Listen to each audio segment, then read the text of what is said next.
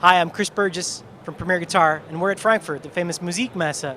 And joining us here is Alex Niemand, the creator of the Tube Wonder amp, and more recently the Louder and More amp. You can read a review of that in the May issue of Premier Guitar. Alex, thanks for joining us. Thank you. Good to be here, and good to have you over in Europe. We like it here. So the Louder and More amp, an unholy alliance of designers, you and Bjorn Juhl of Mad Professor. Can you tell us a little bit about the process and what it's like working with him? About the process, well, probably I should start with why we did this. Because let's say the idea was nobody would expect us or any two high-end amp designers perceived by the, let's say, the customer base as competitors to suddenly join forces and do something together. So he said, well, let's prove them wrong. We'll do something together.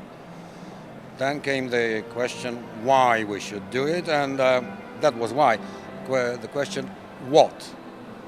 And we discussed it a lot and thought that, well, if that leaks out that we two are doing something together, probably people would expect a 20 channel, 100 knob, 157 watt amp with a, let's say, 10 8-inch speakers or 8-10 combo. So he said, if we are going to do something together, we need to do something basic, simple, small, but still unique. And after many discussions, we said like this. First of all, it has to be a hybrid.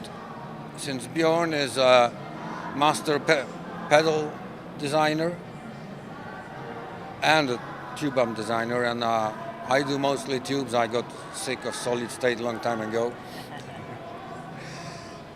We decided it will be a hybrid. And then the decision came, okay, Bjorn will design the preamp and I will design the tube part, which was the tube driver and power station. And since it was high voltage, I had to design the power supply. And then after many discussions, I still had to get back to solid state a little and design the effects loop.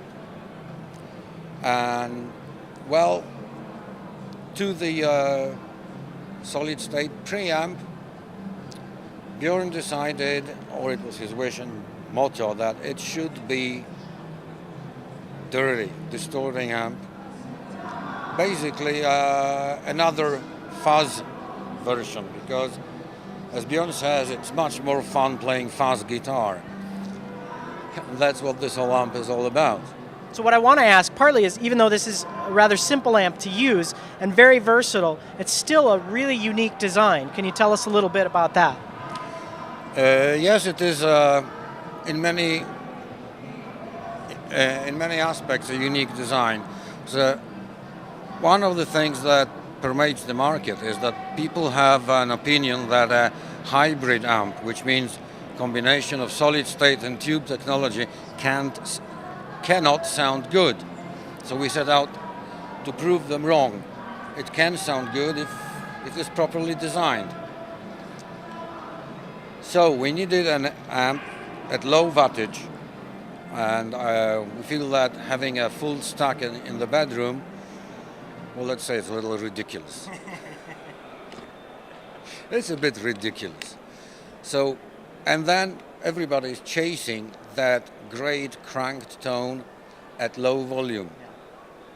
But anyway, it should be some volume because there is a lot of fun in annoying your neighbors. Sure. And playing guitar should be fun.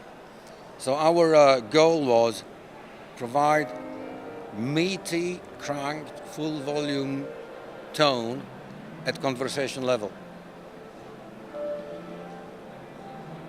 For that, we needed a preamp that would do it, and we needed a power stage that would do the crank at low volume. Because without tubes getting saturated, you're nowhere near. Sometimes you need a clean sound. For those who are used to it, I'll say roll down the volume on your guitar.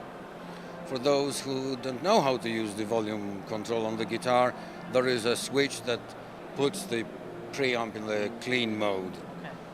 But I would say you shouldn't use that. When most people think about hybrid amps, they're usually talking about a tube-driven preamp with a solid-state power section. You guys did the opposite. Yeah. Is there more to that than just the fact that you two guys have your own sort of thing that you work in? Bjorn is a solid-state guy and you're the tube guy. And why didn't you do the preamp and have him do the power section? That's an interesting thing. I would say that it's not very difficult to make a solid-state preamp and get the same kind of sound and distortion as you get from the tube preamp.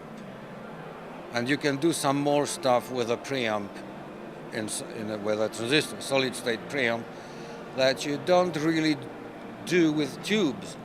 I mean, you can't build a really good tube fuzz. I mean, Ampeg tried a long time ago, and some people like that sound, but it's not really the fuzz sound.